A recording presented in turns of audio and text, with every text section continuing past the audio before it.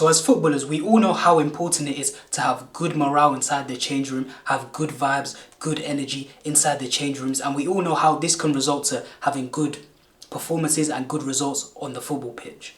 One of the worst habits you can have as a footballer that will negatively impact your team's morale is complaining. You don't want to be known as the complainer on your team because it just brings everyone's energy down. When people see you, they're not excited to see you. They're like, oh, this guy's in the change room, this guy's coming in. And ultimately, it's just bad for your team vibes, your team energy, and your teammates will just end up not wanting to play with you and just end up resenting you, to be honest. I say this because a lot of players like to complain, they like to blame other people, they don't like to take responsibility for, their mistakes or just team mistakes overall. And I don't think they actually acknowledge the impact that it actually has on the team and how it can actually translate into your team, losing games or just simply underperforming. So today I'll be teaching you ways how to avoid this bad habit in order to ensure that your team has good morale, so it gives you a better chance of getting results, getting wins on the football pitch. So the first way to avoid being known as a complainer is to praise your teammates and criticize your teammates at an equal rate. Now, it's genuinely fine to demand more from your teammates. If there are certain teammates who are just not meeting the standards on the pitch, in training, or even off the pitch, it's fine to, demand more. It's fine to criticize them. However, you need to balance this out with praise, because if you don't balance it out with praise and you're just simply criticizing people, it's going to get to the point where they just will not, they won't listen to you pretty much. They just won't listen to you. They'll tune you out because they'll just be thinking, oh, this guy's a hater. He doesn't have anything good to say.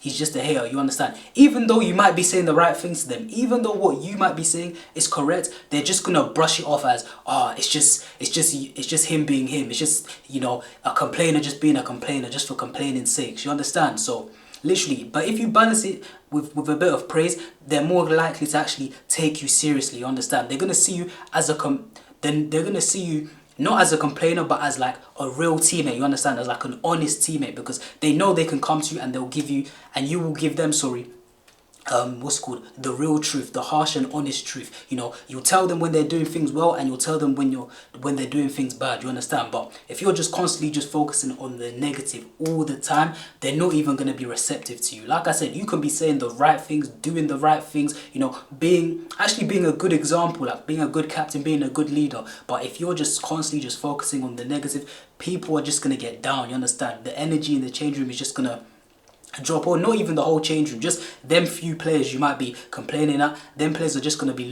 looking at you like, yo, fuck this guy, man. Like, he's always complaining, like, forget this guy. I've seen it myself where even though the guy is, he's saying the right things, but the thing is, he's just always complaining, you understand? It's like, yo, a guy could have, scored a brace in the game, got an assist, but the guy who's always criticizing is telling him, oh, you don't pass the ball enough.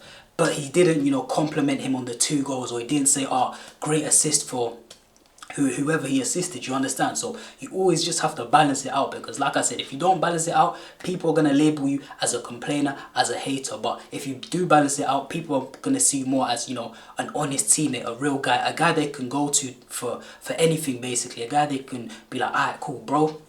What do you think about this? What do you think about this? What do you think about this? Because they know that you give a balanced argument. You say what the good aspects, and you say the bad aspects, rather than you just being the guy who's just gonna complain all the time and just be like, everything's negative. You understand? You don't want to be that guy. So that's the first point. Literally, just always balance your praise with your criticism. Just make sure they're equal, so people don't see you as a complainer, but more as like an honest teammate that they can trust, they can go to for any opinions on the football pitch, off the football pitch, or in training.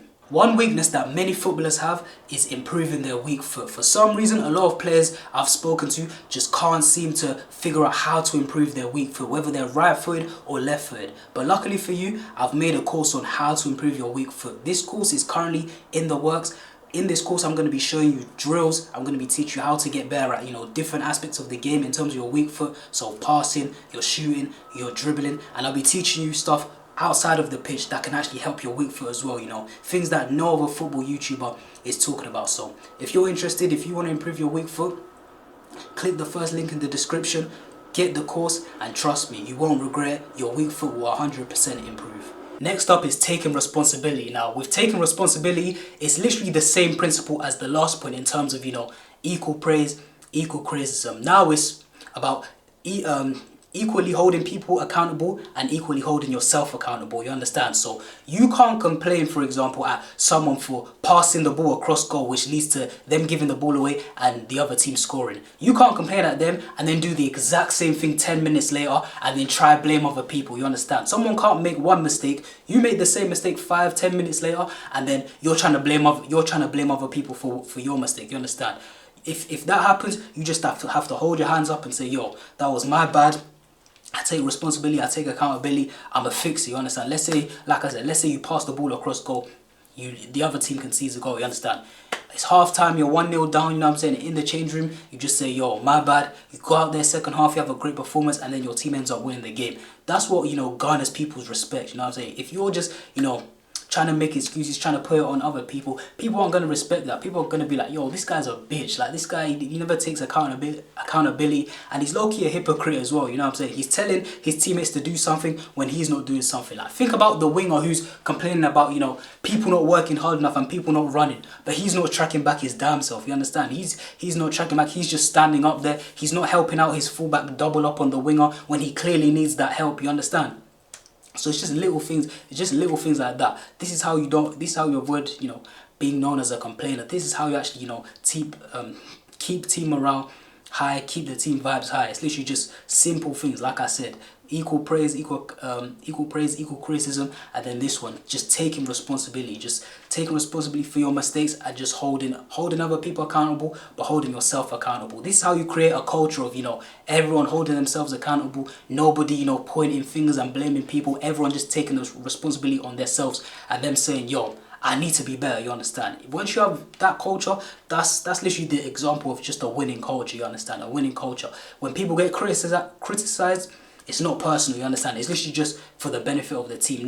This is how, you know, nothing gets taken personal. This is how you get, you know, no heated arguments where, you know, guys are getting physical, guys are shouting in the change room. It's just like, yo, it just becomes the standard, you understand? You make a mistake, yo, you hold your hands up and then you make up for it, you know what I'm saying? Or if you're going to criticize someone and you do that same mistake, you have to hold your hands up. Or if you're going to criticize someone, make sure you praise them at the same time, you understand? Make sure you point out their good, if you're going to point out their bad as well, unless they're an absolutely shit player, you understand? You do get those moments where it's like, yo, a guy's just absolutely shit, he has nothing to offer this team, but at that point, it's on the coach, you understand? At that point, it's on the coach to be like, yo, this guy offers nothing. Or even you can go to the coach and be like, yo, this guy is offering nothing, why is he even playing, type of thing. But if he's playing, then surely he's got something, you understand? Surely he's got something, even though he might get on your nerves sometimes, even though he might just have moments where he just moves like an absolute bozo. Like, I've had teammates like that myself where, you know, some days they're balling out, but then some days, like, their concentration is just not there. For me personally, it's always the fullbacks. Some days the fullbacks are on job, they're on point, and then there's other days where, you know, they're losing track of their winger, or they're just getting cooked that day. They're just getting cooked, their passings off, you know, they get the ball and then they're panicking when they're not even under pressure. But other days they do well, you know what I'm saying? So you always have to, you know, balance that criticism, balance that praise also. But yeah, that's the video on, you know, how to not be known as a complainer, so you don't, you know, affect your team's morale, your team's vibes. This is essential, especially for the players who are known as key players on their team, you know what I'm saying? Because if you're a shit player, if you're not really rated like that on your team, then people can sort of tune you out, you know what I'm saying? People can tune you out and be like, alright, cool, we don't really care about this guy, we don't really need him on the pitch. But if you're known as a guy where your team needs you on the pitch, you can't be known as a complainer, because that's going to have a detrimental effect. Like, it's never good when, you know, the best players just complaining all the time, just simply complaining, because your teammates are going to notice that, and then your teammates are going to have this thing where it's like, they don't really like you, but they just sort of have to put up with you, you know what I'm saying? They just sort of put up with you because they know you're going to start every game, they know that they actually do need you, you know what I'm saying? Like, it's happened on my team as well, where sometimes the best player won't play, and for some reason the best player won't play, and he was like a complainer, but then the vibes in the change room are good, and even though we know that, you know, we would have a better chance of winning the game without him, just him not being there, you know, just having that more positive aura around the dressing room, just having that more positive energy. Yo, we go out onto the pitch and we're actually playing football, you know, we're actually playing way better football, you know, without that guy than with him, you know what I'm saying? Not because the player who replaced him was any better, but simply because it's almost like people just have this weight off their shoulder. People just are like, yeah, yo, like, I'm feeling it today, you understand? And people will start saying, yo, I don't know why, but I'm feeling it, you know what I'm saying? But yeah, that's literally the effect that a complainer can have on a team. You can be the best player, but yeah, this is for the best players. When you're the best player and you're a complainer, that's when it has the biggest impact on your team, trust me. So, you know what I'm saying? Don't be a complainer. Take responsibility for your mistakes. Still hold people accountable. Don't be afraid. Never be afraid to hold someone accountable. Never be scared to, you know, tell someone that they're moving shit, that they're not to the standard. However, make sure you balance that with praise as well. But that's the vid for today. I hope you enjoyed. I've been JT, and I'm out.